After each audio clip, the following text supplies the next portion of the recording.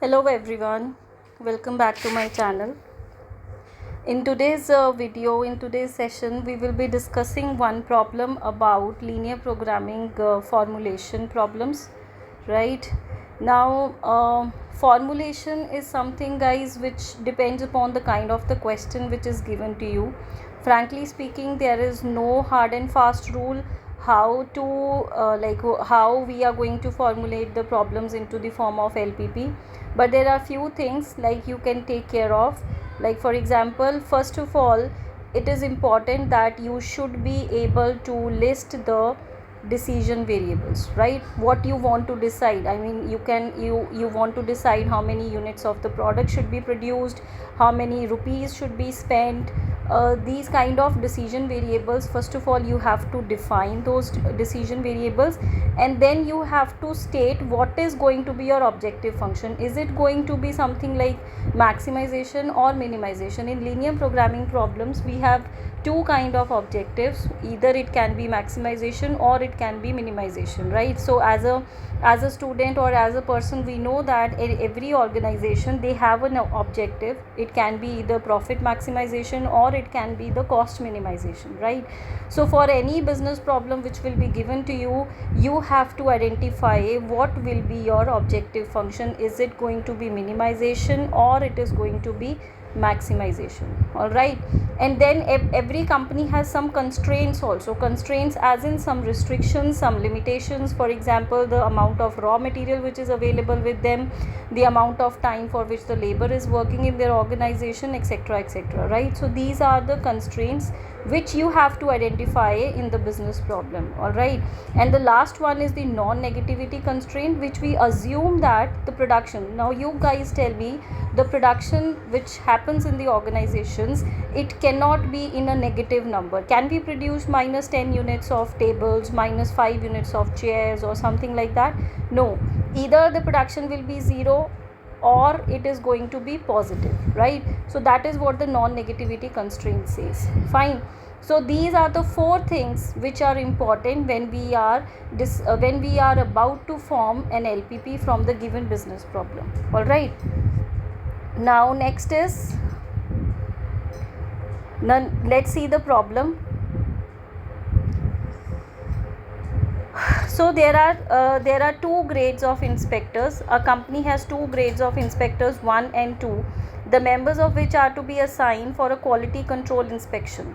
It is required that at least 2000 pieces be inspected per 8-hour day, right? And grade 1 inspectors, they can check the pieces at the rate of 40 per hour with an accuracy of 97%, and grade 2 inspectors, they can check the pieces at the rate of 30 per hour with an accuracy of 95%. Now the wage rate of grade 1 inspector is rupees 5 per hour, while that of grade 2 inspector is rupees 4 per hour.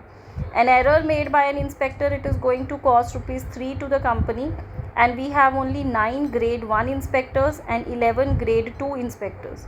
The company wishes to assign work to the available inspectors so as to minimize the total cost of inspection. Formulate the LPP, right?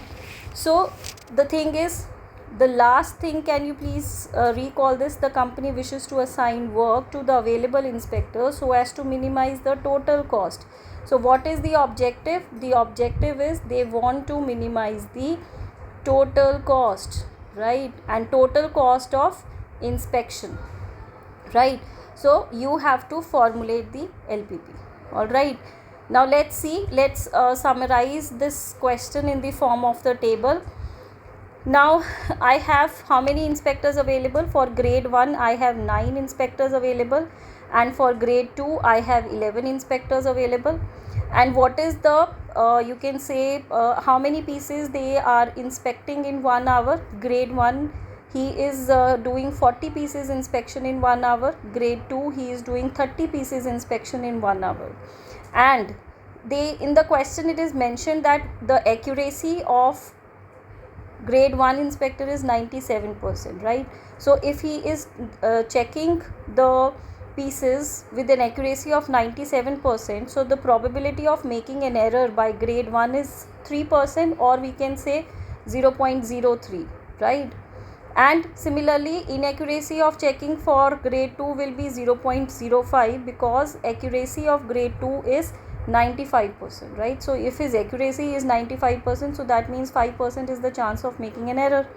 Now cost of inaccuracy in checking, if they both of them, if they make any mistake, that is going to cost rupees 3 to the company per piece.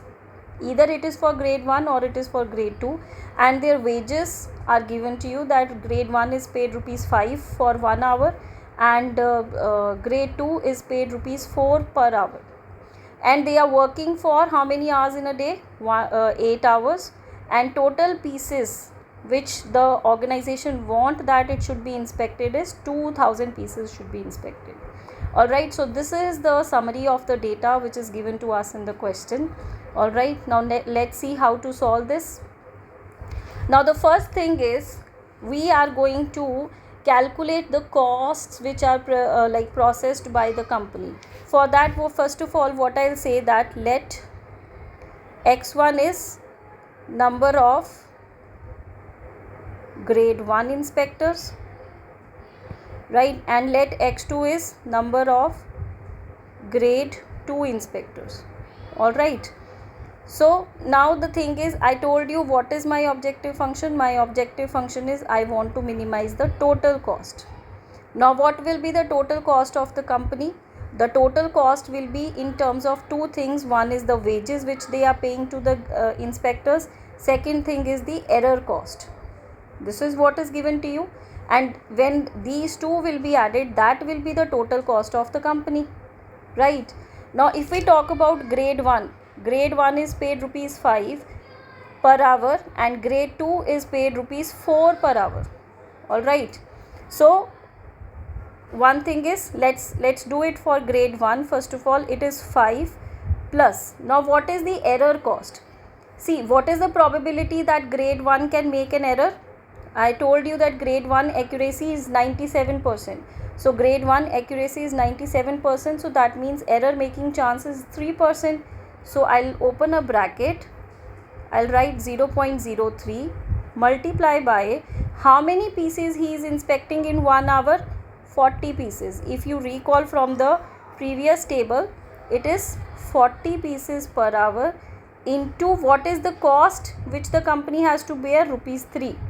Alright, this is the cost which the company has to bear. So this is going to be 5 plus how much it is going to be? This, if I open like this is going to be 3 4 12 12 3 36 3.6, so which is giving me 8.6. Alright, now this is something which is per hour. Alright, this cost is per hour and this is for one inspector, and if I am saying that x1 inspectors will be there for grade 1, so this is going to be 8.6 x1. Alright, now similarly if we go for G2, that is grade 2 inspectors, the wages are 4, chances of making error is 0.05, cost is 3, and number of pieces which he is inspecting is 30. So if I do like this is going to be 339 9545, this is going to be 4.5, so which is giving me 8.5. Alright, so grade 2 it is 8.5 x2. Now what is going to be my objective function? My objective function will be maximize z, sorry, not maximize,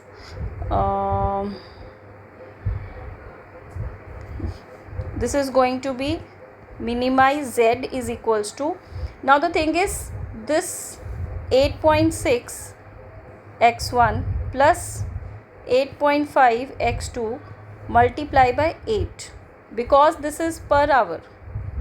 Alright, this is per hour, so that is why we are multiplying it by 8. So if I do this 8 6 48 4 8 8 64 68.8 x1 plus 8 5 44 8 8 64 68.0 x2.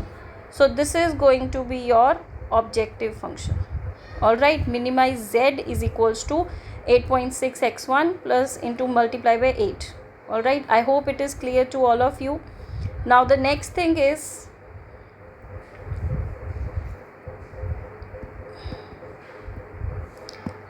which we have to discuss about this is, if I say the constraints, right? So here we go. If I can write here the summarized form of this, the daily cost of inspection is the sum of the payment of inspector 1, this, right? So I can rewrite my objective function minimize z is equals to 68.8 x1 plus 68.0 x2. So this is your objective function. All right, next is the constraints. Now the first constraint they are talking about is that there are only grade 1 inspectors. How many are available with them? 9. So the x1 inspectors which we can employ is either 9 or less than 9. Similarly, grade 2 inspectors, x2, it should be less than 11, right? So how many grade 1 inspectors were available? 9. Grade 2 were 11. So you can use either all the 9 and 11, or it will be less than 9 and 11. Fine. So this is my second another constraint. Now the next thing is, it is required that at least 2000 pieces be inspected per 8-hour day, right? Now you see here, grade 1 inspectors, they are checking how many pieces? 40 pieces in 1 hour, right? So, and how many he is saying? That at least 2000 should be inspected. Fine, per 8-hour day. Fine. So this is 40 x1 plus 30 x2, right? Multiply by 8, because this is per hour, and it should be at least, that means at least means it will be more than or equal to, right? So this is going to be 320 x1 plus 240 x2. It should be more than equal to 2000. All right, so this is your another constraint. Oops, it has erased, right? I can rewrite it. 8 into 40 x1 plus 30 x2, it is greater than equal to 2000. All right, so this was 320 x1 plus 240 x2, it is greater than equal to 2000. Fine, this was about this. This again has erased. I don't know what is the problem. I'll rewrite it. So if I summarize this whole question, the objective was minimize z is equals to 68.8 x1 plus 68 x2. All right, now subject to the constraint that number of grade 1 inspectors, it should be either it should be less than equal to 9. Number of grade inspectors grade 2, it should be less than equal to 11. And then how many pieces should be inspected? This one. So if I take this 8 into 40 x1 plus 30 x2, it should be greater than equal to 2000. And at the last, non-negativity constraint will be x1 x2 should be greater than equal to 0. So this was my objective function, these were my constraints. All right, and this was by non-negativity. All right, so this is how we have to do the formulation. It is very important to understand what data is given to you. For that, one tip can be that if you can summarize the data of the question in the form of a table. All right, and then try to understand what he is asking, what he is saying, either to maximize or to minimize. With this you will identify your objective function, and probably it will be helpful in identifying the decision variables also. So like here the decision variables were x1 x2. x1 were number of grade 1 inspectors, x2 were number of grade 2 inspectors.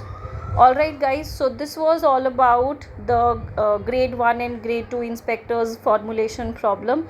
If you like this video, please do share this video and subscribe to my channel for more videos. All right, thank you, have a nice day.